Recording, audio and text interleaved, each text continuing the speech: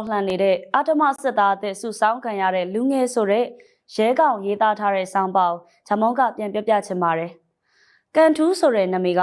သူ့အသက်24နှစ်ထဲရောက်မှရတာ။နာမည်ပေးကင်မွန်တက်ကိတ်မုတ်ကျွေးပြီးလွယ်ရလာတဲ့နာမည်တော့မဟုတ်ခဲ့ပါဘူး။ကန်ထူးရဲ့လို့ဖြစ်လာပုံဇလန်အစကိုပြန်ပြောရရင်တော့2024မတ်လမှာသူ့ကိုဆေးစစ်ရမယ်ဆိုပြီးရက်ကွက်ရုံကအုပ်ကြီးတစုအိမ်တန်ရာရောက်လာခေါ်လို့လိုက်သွားရာကနေစစ်တပ်ရဲ့အာဓမစစ်မှုထမ်းထဲပါသွားပါတော့တယ်။တွေးစစ်မယ်ခဏပဲကြာမှဆိုတော့ကျွန်တော်မိဘတွေကယုံကြည်ပြီးထည့်ပေးလိုက်တာအဲ့ဒီလိုနဲ့ရက်ကွက်ရုံမှာညအိပ်ရပြီးနောက်ရက်မိုးလင်းတော့စစ်တပ်ရဲ့ဝင်းတစ်ခုတည်းပို့ခံလိုက်ရတာလို့စစ်ကောင်စီလက်အောက်ခံတွေရဲ့လုပ်ရက်ကိုကန်ထူးတယောက်နာကြီးစွာနဲ့ရင်ဖွင့်ပါတယ်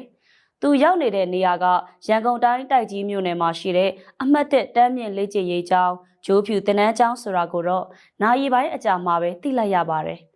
မိသားစုကိုဆက်သွယ်ဖို့အတွက်သူ့ဖုန်းလည်းအသိမ်းခံလိုက်ရထွက်ပြေးလို့ရမယ့်နီလန်းကလည်းမရှိသေးတော့မကြိုက်ပေမဲ့ခဏငြိမ်နေရဖို့ဖြစ်ခဲ့ပါတယ်။တင်နန်းကျောင်းမှာဘယ်နေရာကနေပြေးရင်ရမလဲဆိုတာအမြဲလေ့လာတယ်။ပြေးတဲ့အချိန်နောက်မှဖြစ်လာမယ့်နောက်ဆက်တွဲတွေကိုတော့ညတိုင်းတွေးတယ်။ဒီစစ်တပ်အောက်ကနေမလွတ်အောင်ပြေးရမယ်ဆိုတဲ့အသည့်ကတော့ဘယ်တော့မှပျောက်မသွားဘူးလို့သူ့ရဲ့ပိုင်းဖြတ်ထားတဲ့စိတ်ခံစားချက်ကိုပြောပါတယ်။တင်နန်းကာလတွေမှာဆိုရင်လေစစ်တပ်ရဲ့အရာရှိတွေကအာဓမစုဆောင်းခံရတဲ့တင်နန်းသားတွေကိုစစ်မတိုက်ရဘူးလို့မကြာခဏလိန်ကြပါတယ်။2024ဇွန်လ29ရက်ကတော့ဂျိုးဖြူတင်နန်းကျောင်းအပတ်စဉ်တစ်ကတပ်သားအသစ်800တင်နန်းစဆင်းတဲ့ရက်စွဲပါ။ဘယ်စစ်မြေပြင်သွားရမလဲဆိုတာတော့ဘယ်သူမှမသိကြသေးပါဘူး။တချို့ကတော့အိမ်ပြန်ရမယ်လို့ထင်မှတ်နေကြပုံရပါတယ်။နောက်တရက်မနက်အစောမှာတော့တင်နန်းစင်းတပ်သားအသစ်တွေကိုကား10စီးတစည်းမှအယောက်20နှုန်းနဲ့အုပ်စုတွေခွဲပြီးအတုပ်လိုက်သတ်မှတ်ဒေသတွေကိုပို့ဖို့စစ်တပ်ကစီစဉ်ခဲ့ပါတယ်။အဲ့ဒီအချိန်ဟာအာရခတပ်တော် AA ကမောင်တော်တန်တွဲမြို့နယ်တွေကိုထိုးစစ်ဆင်နေတဲ့ကာလပါပဲ။ပြီးတော့ရှမ်းပြည်နယ်တောင်ပိုင်းနဲ့ကရင်ပြည်နယ်ဘက်ကိုစစ်တပ်ကစစ်ကြောင်းထိုးဖို့ပြင်ဆင်နေသလိုရှမ်းပြည်နယ်မြောက်ပိုင်းနဲ့မန္တလေးမှာ10-20စစ်စင်ရေးဒုတိယလှိုင်းလို့ခေါ်တဲ့ရှမ်းမန်စစ်စင်ရေးအဖြစ်ဒေါ်လာရေးတပ်တွေကစစ်တပ်စခန်းတွေတပ်ရင်းဌာနချုပ်တွေကိုထိုးစစ်ဆင်နေပါတယ်။ကရင်ပြည်နယ်မှာဆိုရင်လည်းအောင်စေရစစ်စင်ရေးအမည်တက်တဲ့စစ်ကြောင်းကဒေါ်နာတောင်ပေါ်မှာပိတ်မိနေတဲ့အချိန်ပါစစ်ကားပေါ်ကနေရန်ကုန်ကိုစွန့်ခွာရပြီဆိုတဲ့အသည့်နဲ့လမ်းမပေါ်ကဆိုင်းပုတ်တွေကိုကြည်ရင်စစ်တပ်ကတခြားနေရာကိုပို့တော့မယ်ဆိုတာ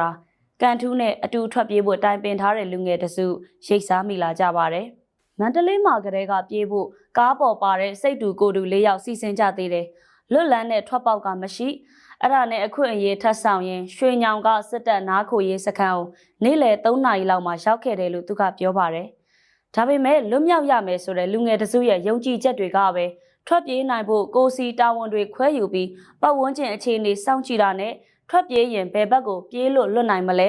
ပြီးတော့ဘာဆက်လုပ်ကြမလဲဒါတွေကိုတိုင်ပင်ထားကြပါတယ်ဒီလိုနဲ့စခန်းရဲ့အုတ်တိုင်းကိုကြော်ပြီးအမြန်ဆုံးထွက်ပြေးလို့ရမယ့်အခွင့်အရေးကိုရှာဖို့သူတို့၄ယောက်ဆုံးဖြတ်လိုက်ပါတယ်ဒီစစ်တပ်နားခိုရေးစခန်းကမှမလွတ်ခဲ့ဘူးဆိုရင်တော့နောက်ထပ်ဒီလိုအခွင့်အရေးဆိုတာမျိုးသူတို့ထပ်မရနိုင်တော့ဘူးလို့တွေးထားလိုက်ပါတယ်နှစ်ယောက်ကစစ်တပ်ကင်းဆောင်လာမလာပတ်ဝန်းကျင်ကိုကြည့်ကျန်တဲ့နှစ်ယောက်ကခရီးမှာစားဖို့တောက်ဖို့နဲ့အလွယ်တကူရိတ်ခါလေးတွေဖြည့်တဲလို့ရမယ့်ပစ္စည်းတချို့စုထားရင်အချိန်ကောင်းကိုမျှော်နေကြပါတယ်ဒီလိုနဲ့2024ဇွန်လ30ရက်နေ့ညနေမှာတော့သူတို့ထွက်ပြေးကြပါပြီစစ်တပ်မစိုးမိုးနိုင်တဲ့လွတ်မြောက်နေမြေအထိရောက်အောင်သွားဖို့ဆုံးဖြတ်လိုက်ကြပါတယ်ကန်ထူးကတော်လှန်ရေးရဲဘော်ဖြစ်နေတဲ့မိတ်ဆွေတွေစီကတဆင့် NUG ရဲ့ပြည်သူ့ရင်ခွင်အဖွဲ့နဲ့ချိတ်ဆက်လို့ရခဲ့ပါတယ်စစ်တပ်လက်အောက်ကလွတ်မြောက်ခြင်းသူတွေကိုကယ်ထုတ်ဖို့ဖွဲ့စည်းထားတဲ့ပြည်သူ့ရင်ခွင်အဖွဲ့အစည်းကပဲသက်ဆိုင်ရာဒေသကကာကွယ်ရေးတပ်ဖွဲ့ကိုလွှဲပြီးခေါ်ထုတ်ဖို့အစီအစဉ်ကိုဆွဲပေးပါတယ်။နောက်ဆုံးကန်ထူးတို့ကိုကယ်ထုတ်ဖို့အစီအစဉ်ကအင်းလေးပြည်သူ့ကာကွယ်ရေးတပ် IPDF လက်ထဲကိုရောက်လာခဲ့ပါတယ်။ဒါပေမဲ့စစ်တပ်ရဲ့အသွင်ယူထောင်ချောက်ဆင်တဲ့တာရကတချို့ရှိတာကြောင့်အစင်းစင်စီစစ်ရပြီးခေါ်ထုတ်ရမယ့်စုံရက်ကိုလည်း IPDF ကတတိထားစီစဉ်ပေးပါတယ်။ကန်ထူးတို့၄ယောက်စစ်တပ်စီကထွက်ပြေးလွတ်မြောက်လာပြီးတော့ကိုစီသဘောဆန္ဒအရလူခွဲလိုက်ကြပါတယ်။ကန်ထူးတယောက်ပဲ IPDF ရဲ့တတ်မှတ်ဆောင်ရက်ကိုသွားခဲ့ပါတယ်။ကျန်3ယောက်မှာတယောက်ကတခြားတော်လှန်ရေးအဖွဲ့နဲ့ချိတ်ဆက်ပြီးစစ်တပ်ကိုတိုက်ခိုက်နေပါပြီ။ကျန်2ယောက်နဲ့တော့အဆက်အသွယ်ပြတ်သွားပါတယ်။သူ့ကိုကယ်ထုတ်ခဲ့ပုံနဲ့ပတ်သက်လို့ IPDF တာဝန်ရှိသူအင်းသွေးနီကပန်းဆိုင်ခင်းထဲမှာမနက်အစောကလေးကနေညနေမှောင်စာအထိကန်ထူးတယောက်တည်းပုံပြီးစောင့်နေတာတနေကုန်ဘသူမှမတွေ့အောင်ပုံနေတာပေါ့လို့ရှင်းပြပါတယ်။စစ်တပ်အာဏာသိမ်းပြီးချိန်ကစလို့ IPDF ကခေါ်ထုတ်နိုင်ခဲ့တဲ့ကန်ထူးအပါအဝင်စစ်သားနယ်ရဲ12ဦးရှိပါတယ်။သူတို့ရဲ့စန္ဒအတိုင်းဆုံးဖြတ်ခွင့်ပေးပါတယ်။အဲ့ဒီတဲကမှ IPDF မှာပြန်ပြီးတာဝန်ထမ်းဆောင်နေတာ4ဦးတာဝန်မပေးရသေးတာ3ဦးနဲ့ကိုယ်သဘောစန္ဒအရာရွှေ့ပြောင်းသူ4ဦးရှိတယ်လို့သူကဆက်ပြောပါတယ်။အာဏာသိမ်းစစ်တပ်ကိုတော်လှန်ဖို့ IPDF ကို2022တလပိုင်းမှာစတင်ဖွဲ့စည်းခဲ့တာပါ။အခုလည်းရှမ်းပြည်တောင်ပိုင်းညောင်ရွှေမြို့နယ်နဲ့ဖဲခုံမြို့နယ်အစပ်မှာစစ်တပ်နဲ့ပအို့ပြည်သူစစ်ပူးပေါင်းစစ်ကြောင်းကိုခုခံတိုက်ခိုက်နေပါတယ်။ပြီးခဲ့တဲ့လဖေဖော်ဝါရီ16ရက်နေ့က